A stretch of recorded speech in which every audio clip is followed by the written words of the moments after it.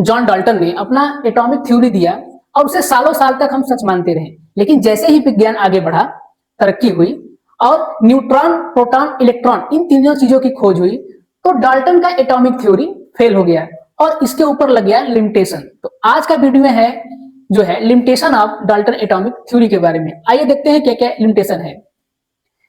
पहली बात जो है सर डाल्टन ने बोला था कि जो हमारा एटम होगा वो इनडिविजिबल होगा, अविभाज्य होगा, उसे तोड़ा नहीं जा सकता और न ही उसे नष्ट किया जा सकता है। लेकिन जैसे ही इलेक्ट्रॉन, प्रोटॉन और न्यूट्रॉन की खोज हुई, ये बात गलत साबित हो गई।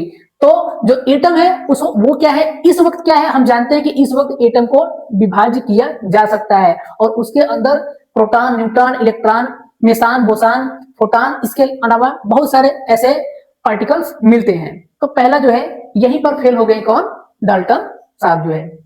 दूसरी बात क्या होती कि आइसोटोप्स और आइसोबार, ये दो चीजें आगे जो है साइंटिस्टों ने खोज निकाला। उन्होंने कहा था कि एक ही एलिमेंट का मास जो रहेगा वो हर जगह सेम रहेगा और अलग अलग एटम्स के सेम मास नहीं हो सकते। लेकिन जब साइंटिस्टों ने समस्थानिक आइसोटोप और समभारिक आइसोबार खोजा, यानी आइसोटोप्स का मतलब है समस्थानिक, एक समान स्थान रखने वाले, और आइसोबार मतलब समान भार रखने वाले।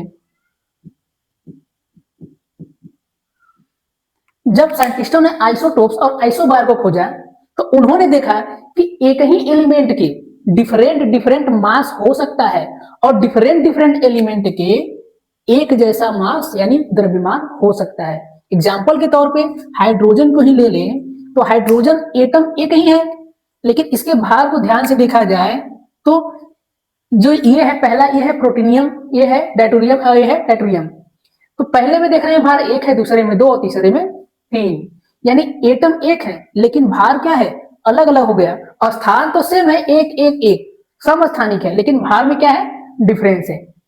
उसी तरह दूसरा जो आइसोबार निकल के आया, ये बताता है कि एटम डिफरेंट डिफरेंट हो सकता है बट उसके भार एक जैसे हो सकते हैं। जैसे आप देख रहे हैं आर्गन, आर्गन 18वें स्थान पे है लेकिन इसका भार है 40, और सेम ऐसा ही कैल्शियम 20वें स्थान पे है और इसका भार है 40।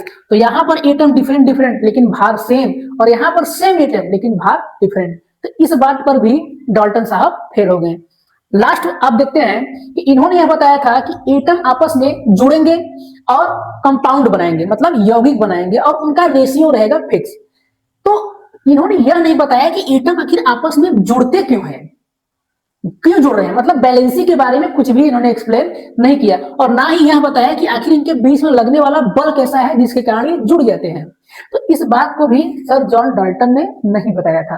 तो इस बात पे भी यहाँ ये फेल हुए और लिमिटेशन लग गया इनके थ्योरी पर।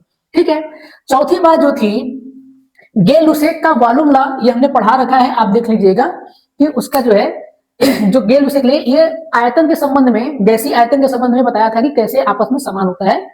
इस बात को भी ये एक्सप्लेन करने में फेल हो गए, मतलब इसकी भी व्याख्या नहीं कर पाए। तो ये थे आपके सिंपल चार जो है इनके लिमिटेशन, और इसी लिमिटेशन को रखकर मॉडर्न समय में इनके थ्योरी को फेल किया गया था। आई होप आपको वीडियो पसंद आया होगा, अच्छा लगा होगा।